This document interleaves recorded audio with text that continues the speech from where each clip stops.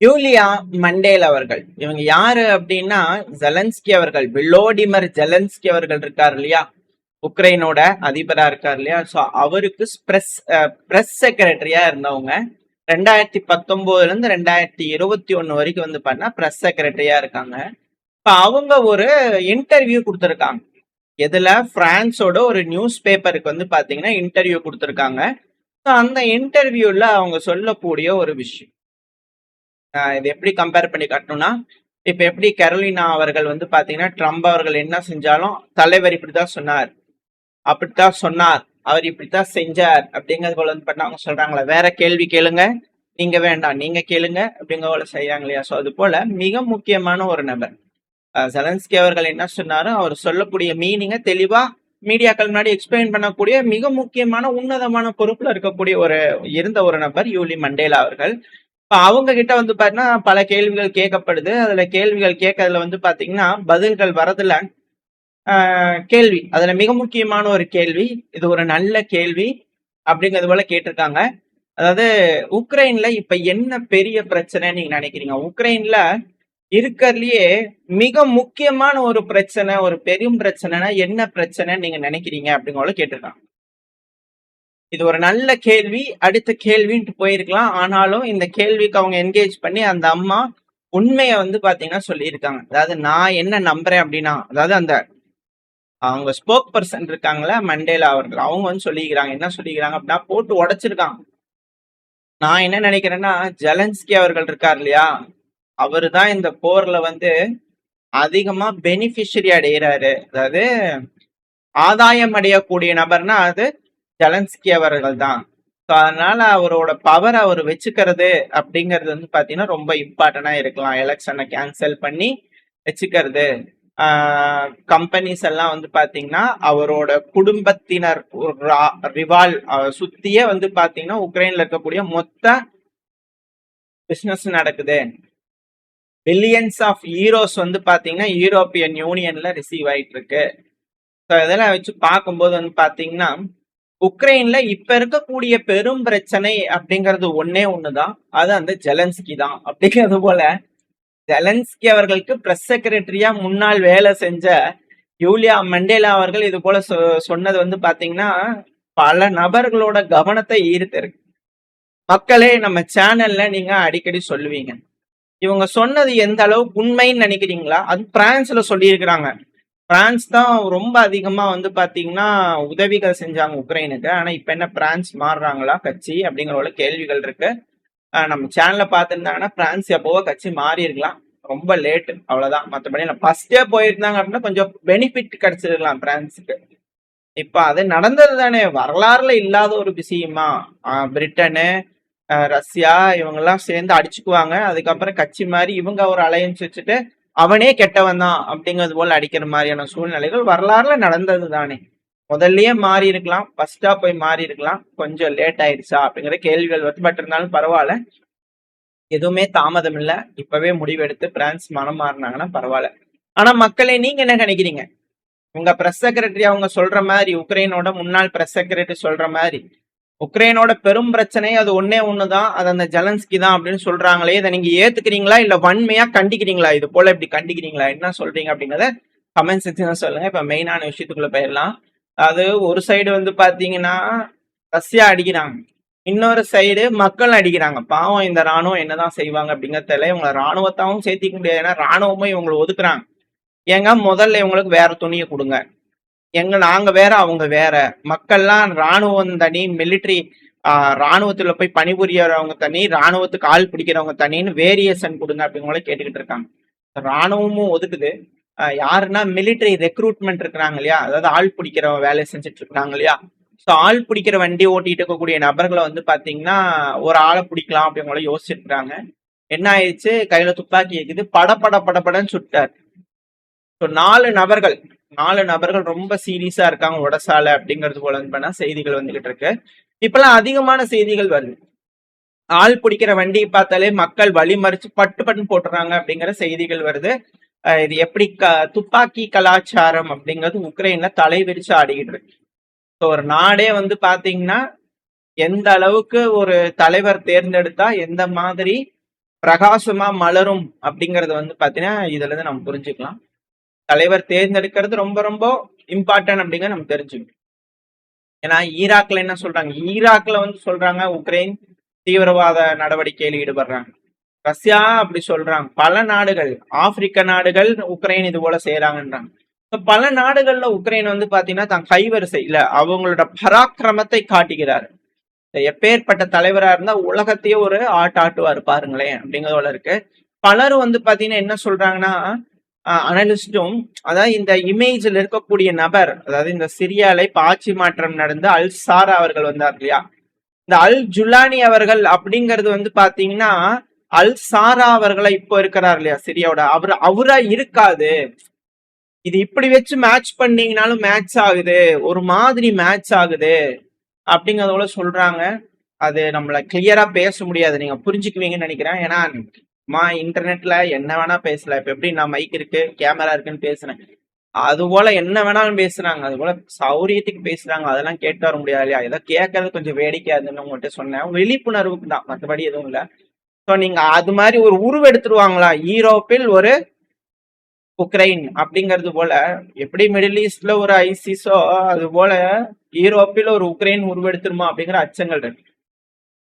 அது போல எதுவும் இல்லைன்னா பரவாயில்ல. ஸோ இது போல ஷூட் அவுட் அப்படிங்கிறது பல இடங்கள் நடக்குது, இங்க மட்டும் இல்ல. அமெரிக்காலயும் வந்து பாத்தீங்கன்னா ஒரு துப்பாக்கி சூடு நடந்திருக்கு. ஒருத்தன் AK-47, எங்கிருந்துடா இவங்களுக்கு எல்லாம் AK-47 கிடைக்குது? ஏதோ துப்பாக்கி பிஸ்டல், துப்பாக்கி கலாச்சாரம் அங்க வச்சிருக்காங்க, அது ஓகே வாங்குறாங்க, அது அவங்க நாடு, நம்ம எதுவும் சொல்ல முடியாது. கடையில கிடைக்கிறாங்க, அது ட்ரைனிங் போய் வாங்கிக்கிறாங்க, எல்லாரும் சேஃப்டிக்கு வாங்கிக்கிறாங்க. AK-47 மனுஷன் வந்து எப்படா தரீங்க ஒருத்தனுக்கு ஈஸியா கிடைக்குது அப்படிங்கிற கேள்வி இருக்கு. பட் இருந்தாலும் ஒருத்தன் தொப்புக்கனையும் தூக்கிட்டு வந்து எல்லாத்தையும் சுடலாமா அப்படிங்கறது பார்த்து சுட்டுட்டு இருந்திருக்கான். அப்ப என்ன ஆயிருக்குன்னா, டெஸ்லா கார், வேற ஒரு நபர் துப்பாக்கி எடுத்து அவனை என்கவுண்டர் பண்ணும்போது அவன் அங்கிருந்து தப்பிச்சு போய் டெஸ்லா கார்ல வந்து பாத்தீங்கன்னா சார்ஜ் போட்டுட்டு ஒருத்தவங்க உட்காந்துட்டு இருந்திருக்கிறாங்க, கார்ல சார்ஜ் ஆயிட்டு இருந்தது. அவங்க இப்ப என்னன்னா டெஸ்லா மண்டை உருளுது. இப்ப அதுதான் பிரச்சனை. எலான் மஸ்க் அவர்களோட மண்டையை தான் போட்டு உருட்டிட்டு இருக்காங்க. இது ஒரு வேதனை அழிவிக்கக்கூடிய ஒரு செயல் தான். அமெரிக்கால இது போல ஒரு துப்பாக்கி சூடு நடத்துது. பட் அவன் துப்பாக்கி எடுத்து போய் கார்ல வந்து பண்ண சார்ஜ் போட்டுட்டு மணிக்கணக்கா சார்ஜ் ஆகும், அது எல்லாத்துக்கும் தெரிஞ்ச விஷயம் தான். போய் உட்காந்து தூங்கலாம் அப்படிங்கூட தூங்கிட்டு இருந்திருப்பாங்க போல தெரியுது.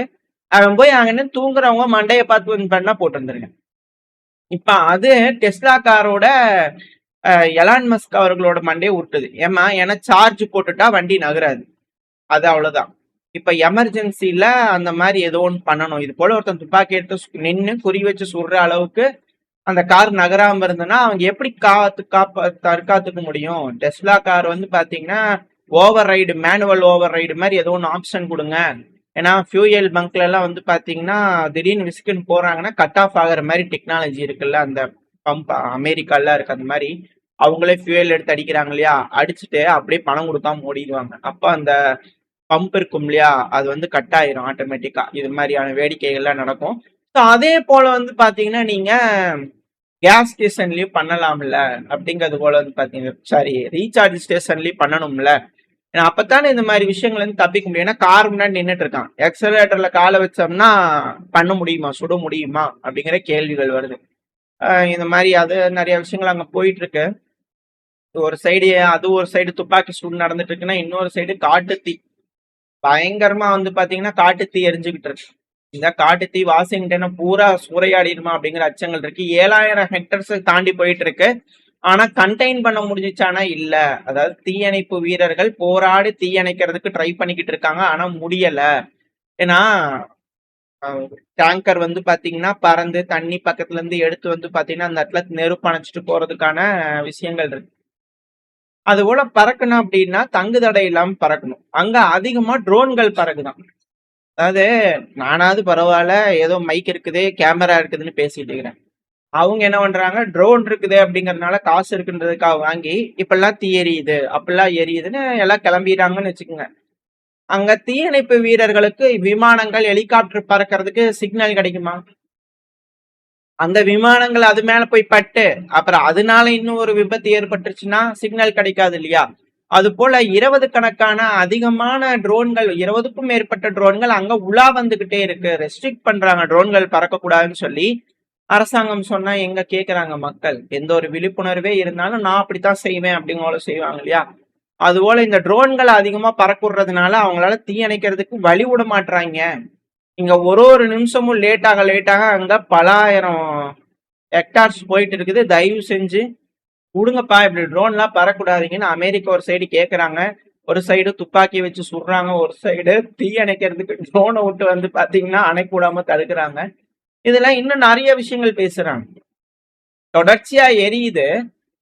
தீ தீ பிடிச்சி எரிஞ்சுக்கிட்டு இருக்கு. இதுல ஒரு வீடியோ பதிவு. இந்த வீடியோ பதிவு வந்து பாத்தீங்கன்னா ரஷ்யா உக்ரைன்ல நடக்கக்கூடிய ஒரு வீடியோ பதிவு. ரஷ்யாவோட FPV ட்ரோன் உக்ரைன்ல இருக்கக்கூடிய ஒரு இதை வந்து பாத்தீங்கன்னா அடிக்குது. ட்ரோன் லான்ச்சர் போய் அடிக்குது.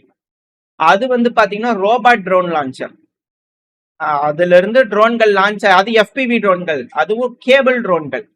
அதுல இருந்து ஒரு 60 கிலோமீட்டருக்கு போகும்னு வச்சுக்கோங்களேன் அந்த ட்ரோன் இருக்கிற இடத்துல இருந்து. எதுக்குன்னா ஆளே இல்ல, யார் இருக்கிறாங்க இல்லன்ற நீடு இல்ல. அந்த இடத்துல இருந்து 60 கிலோமீட்டர் தொலைவுல ட்ரோன்களை லான்ச் பண்ணி FPV ட்ரோன்களை விட்டு மானிட்டர் பண்ணி போட்டு தள்ளிடலாம். இது போல பண்றதுக்கான ட்ரோன் அது.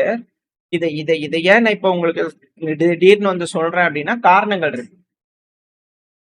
போர் நடக்குது சூழல், அங்க வந்து பாத்தீங்கன்னா இது போல ட்ரோன்கள் வச்சு எல்லா பக்கத்துலயும் தாக்குறதுக்கு பயன்படுத்துறாங்க, வெடிக்கிறதுக்கு. இப்ப இதே மாதிரி ரோபாஸ் அந்த இடத்துல வந்து பாத்தீங்கன்னா இருக்குது அப்படின்னா தீக்கிரையாகும், அது ரெண்டாவது. பட் ஆனா தீ அணைவிடாம எரியறதுக்கும் யூஸ் ஆகும் இல்லையா? ஏன்னா நம்ம பாக்குறோம் இந்த டிராகன் ட்ரோன்கள்லாம் பாக்குறோம், அது வந்து அந்த கெமிக்கல் கக்கிட்டே போச்சு அப்படின்னா நெருப்பு அணையாம தீப்பிடிச்சு எரிஞ்சுட்டே இருக்கும். இது போல ஏகப்பட்ட சிக்கல்கள் இருக்கு. இது போல ட்ரோன்களும் வேற பறந்துட்டு இருக்குதுங்கிறாங்க அமெரிக்கா. படம் பிடிக்கிறதுக்காக பயன்படுத்துறாங்களா இல்ல தீவிரவாத நடவடிக்கை அப்படிங்கிறது தெரியல. ஏன்னா அது போல விஷயங்கள் மாறிடுச்சு. ட்ரோன் யுகம் அப்படிங்கும் போது அந்த அளவுக்கான பிரச்சனைகள் இருக்குது. பயன்படுத்துறதுக்காக சொல்லல, மக்கள் வந்து கொஞ்சம் விழிப்புணர்வோட இருக்கணும். எந்த அளவுக்கு சேதங்கள் இந்த ட்ரோன்கள்னால ஏற்படுதுன்னு அரசாங்கங்கள் இந்த ட்ரோன் ரெகுலேஷன் ரொம்ப கடுமையாகணும். சிவிலியன்ஸ்க்கு ட்ரோன்கள் தேவையா அப்படிங்கிற அளவுக்கு வந்து பாத்தீங்கன்னா வர ஆரம்பிச்சிருச்சு சூழ்நிலை. இது குட்டி ட்ரோன் தானுப்பா, சின்ன சைஸ் ட்ரோன் தானுப்பா அப்படிங்கறதுல ரஷ்யா உக்ரைன் போற உன்னிப்பா கவனிக்கிறவங்களுக்கு தெரியும் அது எந்த மாதிரி ட்ரோனா இருக்கும்னு. நேனோ ட்ரோன்னு சொல்லுவாங்க, ஆனா அதில் தெர்மல் சென்சார் இருக்கு. அந்த சென்சார் என்ன பண்ணுது, ஆள் ஏதாவது இருந்துன்னா வெடிச்சது, அதான் ஹீட்டு, பாடி ஹீட்டு பட்டுன்னு வெடிச்சது. இந்த மாதிரியான வேலைகள்ல நடக்குது. இல்ல குட்டி ட்ரோன் தான், போய் அங்க உள்காட்டிடுவாங்க. பேட்டரி வந்து பாத்தீங்கன்னா மைல்டா ஸ்லீப் மோட்ல இருக்கிறதுனால அந்த தெர்மல் சென்சார் பாடி ஹீட்டை டிடெக்ட் பண்ணுச்சுன்னா வெடிக்குது. இந்த மாதிரியான சிக்கல்லாம் ஏற்படுது. இதனால ட்ரோன்கள் தேவையா சிவிலியனுக்கு அப்படிங்கிற ஒரு கேள்விகள் பலருக்குள்ள வர ஆரம்பிச்சு. உங்களோட கருத்துக்கள் என்னன்னு சொல்லலாம், பட் இது அவங்களோட தனிப்பட்ட உரிமை, அது அரசாங்கம் எடுக்கக்கூடிய ஒரு விஷயம். பட் ஆனா ட்ரோன்கள் தேவையா, மனித சிவிலியனுக்கு தேவையா அப்படிங்கிற கேள்விகள் இங்க வர ஆரம்பிச்சிருக்கு. மெயினா எல்லாருமே இது ஒரு பிரச்சனை, நாளைக்கு எல்லாருக்குமே பிரச்சனையா மாறிட்டு இருக்கு அப்படிங்கறத இது இருக்கக்கூடிய ஒரு பாயிண்ட். இந்த ட்ரோன் கலாச்சாரம், துப்பாக்கி கலாச்சாரம் போய் இந்த ட்ரோன் கலாச்சாரத்தை ஒழிக்கணும் அப்படிங்கிறது போல மக்கள் வருவாங்களா அப்படின்ட்டு அச்சங்கள் வர ஆரம்பிச்சிருக்கு. இதே எப்படியோ காட்டு தீ ட்ரோனு எப்படி பாருங்க, ஒரு ஸ்கிரிப்ட் ரெடி பண்ணிட்டேன். சரி பரவாயில்ல, மெயினான விஷயத்துக்கு வருவோம். இந்த ட்ரோன் மட்டும் கிடையாது, அமெரிக்கால வந்து பாத்தீங்கன்னா ரோபாட் ஆர்மி. ரோபோ அப்படிங்கும் போது இது ஏஐயா இல்ல எப்படியே அப்படிங்கிறது, நம்மளாம் டெர்மினேட்டர் குழந்தையா இருக்கும்போது டெர்மினேட்டர் படம் பார்த்து ஆஹா அப்படிங்கிற பார்த்தது இப்போ ஓஹோ அப்படிங்கிறது போல ஃபீல் ஆகுது. படத்துல பாக்குறதுக்கு நல்லா இருந்ததுங்க, இப்ப நேர்ல பார்க்கும்போது எப்படி இருக்கும் நீங்களே சொல்லுங்களேன். வந்து கழுத்து பிடிச்சிச்சுன்னா தப்பிக்க முடியுமா அப்படிங்கிற ஒரு கேள்வி இருக்கு. இப்பதான் ராணுவத்துல செய்திக்கிறாங்களாமா முதல் பேட்ச் அப்படிங்கிறது போல வீடியோ வருது. மீடியாக்கள்லயும் வந்து பண்ண இண்டிபெண்ட் அப்படிங்கிற ஒரு மீடியா இருக்கும். ஸோ அதுல என்னால பார்க்க முடிஞ்சது. மேபி இதுக்கப்புறம் ஏதாவது செய்திகள் வந்துச்சுன்னா பார்க்கலாம். ஏன்னா இதெல்லாம் பேசுபொருளா மாறிட்டு இருக்கு. இது போல ரோபோலாம் செஞ்சு ஹியூமனாய்டு ரோபோ அப்படிங்கும் போது யோசிக்க வேண்டியதா இருக்கு. எப்படி வரும் காலம் எந்த அளவுக்கு சேஃபா செக்யூரா இருக்கும் அப்படிங்கறது தெரியல. சரி, நம்மளுக்கு கூட ஓரளவுக்கு வயசாயிடுச்சு, வரக்கூடிய ஜென் ஆல்பா அவங்கெல்லாம் நீங்களாம் கொஞ்சம் பார்த்து சூதானமா இருந்துக்குங்க. உங்களுக்கு எதிரி வந்து மக்களா இருக்க மாட்டாங்க, உங்களோட எதிரிங்கிறது ரோபோவா இருக்குமா அப்படிங்கிற கேள்விகள் இருக்கு. அந்த அளவுக்கான ரோபோஸ் இருக்கு. இதுல ஆர்டர் கொடுத்திருக்கிறது வந்து பாத்தீங்கன்னா இது ராணுவத்தில் இணைக்கிறதுக்கு, இது போக நேவிக்கு தனியா வருது, அது போக இது மெரைன்ஸுக்கு தனியா வருது அப்படிங்கறதோட சொல்றாங்க. ஸோ அடுத்தடுத்த கட்ட டெவலப்மெண்ட்ல வந்து பாத்தீங்கன்னா இந்த ரோபோ ஆர்மி ஹியூமனாய்டு ஆர்மி தயாரிக்கிறதுல அமெரிக்கா இன்வெஸ்ட் பண்ணியிருக்கிறாங்க அப்படிங்கறதோட செய்திகள் வருது. ஸோ வெயிட் பண்ணி பார்ப்போம் என்ன நடக்க போகுதுன்னு சொல்லிட்டு. இப்ப நம்ம மெயினான விஷயம் ரஷ்யா உக்ரைன் பிரச்சனைக்கே வந்துடலாம். எங்கெங்கயோ போயிட்டோம். இந்த துப்பாக்கி கலாச்சாரம்னு பார்த்து ட்ரோனுக்கு போய் ஹியூமனாய்டு ரோபோ வரைக்கும் போயிட்டோம். மெயினான விஷயத்துக்கு வருவோம். உக்ரைனுக்குள்ள வந்து பாத்தீங்கன்னா பல வகையில ரஷ்யா வந்து பண்ண ஹெவியா அட்டாக் பண்ணியிருக்காங்க. இதை ரஷ்யாவோட மினிஸ்ட்ரி ஆஃப் டிஃபென்ஸ் வந்து பாத்தீங்கன்னா ரிப்போர்ட் பண்ணியிருக்காங்க. ரஷ்யாவோட ஆர்ம்டு ஃபோர்ஸ் தொடர்ச்சியா உக்ரைனோட டிரான்ஸ்போர்ட் இன்ஃப்ராஸ்ட்ரக்சர் மேல அட்டாக் பண்றாங்க.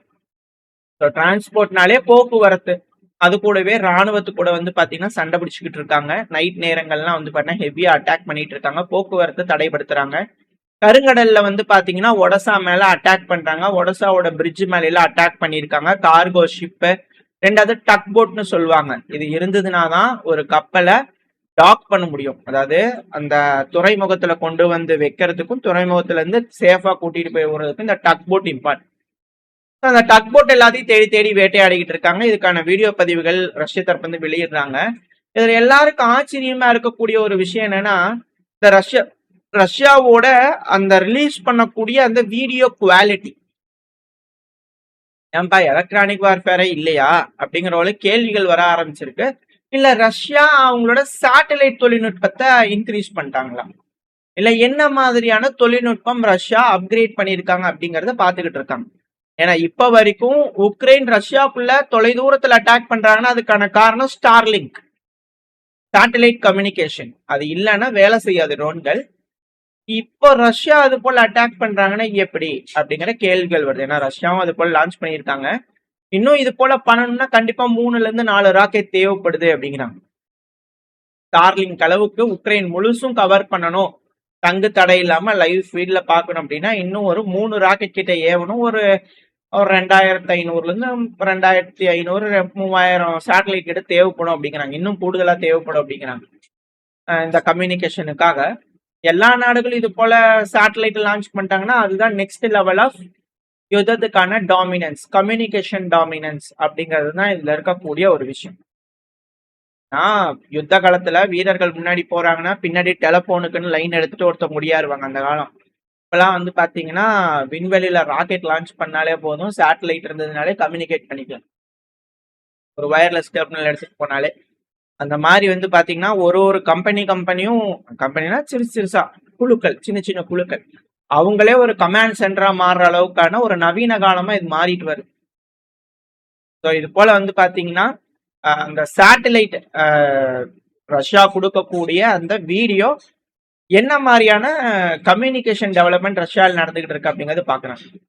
அடுத்தது ரஷ்யா அட்டாக் பண்றது இந்த ஒடசா இந்த பகுதிகள் மட்டும் கிடையாது, பால்டோவா பகுதியில் அடிச்சிருக்காங்க. பால்டோவால் அடிக்கும் போது அங்க ஒரு கெமிக்கல் அபாயகரமான கெமிக்கல் சப்ஸ்டன்ஸ் மேல அட்டாக் பண்ணிட்டாங்க அப்படிங்கிறது போல குற்றச்சாட்டுகள் உக்ரைன் தரப்புன்னு சொல்லிக்கிறாங்க. இது உக்ரைன் ரிலீஸ் பண்ணக்கூடிய வீடியோ. ஸோ அது வந்து பண்ண அபாயகரமான கெமிக்கல் இது மேல அடிச்சுட்டாங்க அப்படிங்கிறது போல. இது எல்லாமே எஸ்கலேஷனோட நெக்ஸ்ட் லெவல். இப்போதைக்கு எதுவும் பிரச்சனை இல்லை, சீல் பண்ணியாச்சு, கண்டாமினேட் ஆகல, கண்டெய்னர்ஸ் எல்லாத்தையும் டேமேஜ் எல்லாத்தையும் ரெடி பண்ணியிருக்கோம் அப்படிங்கிறது போல உக்ரைன் தரப்புன்னு சொல்லியிருக்கிறாங்க. ஏன் இந்த அளவுக்கு தீவிரமா தாக்குதல் பண்றாங்க, எஸ்கலேட் ஆகுது, இந்த மாதிரி கெமிக்கல்ஸ் தடை செய்யப்பட்ட பகுதிகள் இந்த இடத்துல எல்லாம் அட்டாக் நடக்குது அப்படின்னா, இந்த நியூக்ளியரோட ஃபியூயல் இருக்கக்கூடிய பகுதிகள் அப்படின்னா எஸ்கலேஷன். இதுதான் பயத்தை ஏற்படுத்துது எல்லாத்துக்கும். ஏன்னா அணுவாயுத போர் அப்படிங்கிற சொல்லிட்டு இருக்கிறது கண்ணு முன்னாடி பார்க்க வச்சிருவாங்களோ அப்படிங்கிற அச்சங்களை ஏற்படுத்து. ஏன்னா உக்ரைன் இருக்கிறாங்க இல்லையா, ஏன் இந்த அளவுக்கு ரஷ்யா அட்டைக்கிறாங்கன்னா, உக்ரைன் வந்து ரஷ்யாவோட பீச்ல வந்து பாத்தீங்கன்னா கிளெஜிஷிகிங் பேர் கொஞ்சம் கட்டாவில ஒரு பீச், அந்த பீச்ல வந்து பாத்தீங்கன்னா அட்டாக் பண்ணிக்கிறாங்க மக்கள். அதுவும் டூரிஸ்ட் இருக்கக்கூடிய பகுதி. அட்டாக் பண்ணதுல 3 நபர்கள் கொல்லப்பட்டதாகவும் 13 நபர்கள் காயமடைந்ததாகவும் சொல்லியிருக்கிறாங்க. இதே பைடன் அவர்களோட காலத்துல வந்து பாத்தீங்கன்னா இது போல கிரீமியா பீச்ல அட்டாக் பண்ணதுக்கு சாகுறாங்கன்னா இப்ப போர் நிறுத்தி சொல்லுங்க அப்படின்னு அலட்சியமா பேசியிருந்தாங்க இந்த கொத்து குண்டுகளை போட்டு. அந்த டைம்ல இப்ப ட்ரம்ப் அவர்களோட அரசாங்கம் இந்த மாதிரி பதில் சொல்ல போறாங்க அப்படிங்கறத வெயிட் பண்ணி பார்க்கலாம். இந்த உக்ரைன் ரஷ்யாவோட பீச்ல அட்டாக் பண்ணதுக்கு எலக்ட்ரானிக் வார்ஃபேர் அப்படிங்கிறது பண்ண இன்டர்செப்ட் பண்ணிருக்கு. பீச் நிறைய அட்டாக் ட்ரை பண்ணிக்கிறாங்க, பட் ஃபுல்லா எல்லா இதுவும் பண்ணல. ட்ரோன்களை டவுனும் பண்ணிருக்கு, 13 ட்ரோன்களை வந்து பண்ண டவுன் பண்ணிருக்கு அப்படிங்கிற ரிப்போர்ட்ஸ் ரஷ்யா கிட்ட இருந்து வந்துருக்கு. அது கூடவே ரஷ்யாவோட இன்னொரு லஜிஸ்டிக் ஹப் வைல்டு பெரிஸோட ஹப்பை வந்து பாத்தீங்கன்னா அட்டாக் பண்ணி இருந்திருக்காங்க. 1,70,000 56,000 ஸ்கொயர் மீட்டர் அளவுக்கான டிஸ்ட்ரிபியூஷன் சென்டர் தீப்பிடிச்சிருந்திருக்கு சமாரா ரீஜியன்ல அப்படிங்கிறது போல செய்திகள் வந்துகிட்டு இருக்கு. So, எல்லா பக்கத்துலயும் வந்து பாத்தீங்கன்னா எஸ்கலேஷன் அப்படிங்கிறது உச்சக்கட்டத்தை நெருங்கிக்கிட்டு இருக்கு. ஸோ இந்த உச்சக்கட்ட எஸ்கலேஷனை பேச்சுவார்த்தை மூலயமா நாட்டு தலைவர்கள் பேசி தீர்த்துக்குவாங்களா இல்ல பிரச்சனைகள் எஸ்கலேட் ஆகுமா? ஆகஸ்ட் அப்படிங்கும்போது அடுத்த கட்ட எஸ்கலேஷனை பார்க்கணும். இந்த ஆகஸ்டோட இறுதிக்குள்ள பிரச்சனையை முடிக்க போறாங்களா இல்ல அது இன்னுமே எஸ்கலேட் ஆக போதாங்கிறத வரக்கூடிய செய்திகள் வச்சு வெயிட் பண்ணி பார்க்கணும். அடுத்த பதிவுல தகவல்களை பார்க்கணும். இந்த பதிவுல ஓரளவுக்கான தகவல் பார்த்திருப்போம். இந்த பதிவு உங்களுக்கு பயனுள்ளதா இருந்துச்சுன்னா லைக் பண்ணிட்டு உங்க ஃப்ரெண்ட்ஸ் அண்ட் ஃபேமிலியோட ஷேர் பண்ணிக்கோங்க. அது கூடயே மறக்காம நம்ம சேனல் இன்னும் சப்ஸ்கிரைப் பண்ணலாம், மறக்காம சப்ஸ்கிரைப் பண்ணிக்கோங்க. அப்பதான் நம்ம போடக்கூடிய வீடியோக்களை வச்சு யூடியூப் 4 பேருக்கு ப்ரமோட் பண்ணும். உங்களோட அன்பாதரவு எனக்கு எப்ப இருக்கும்னு நம்பிக்கையில அடுத்த பேர் உங்களை சந்திக்க. Stay safe, by.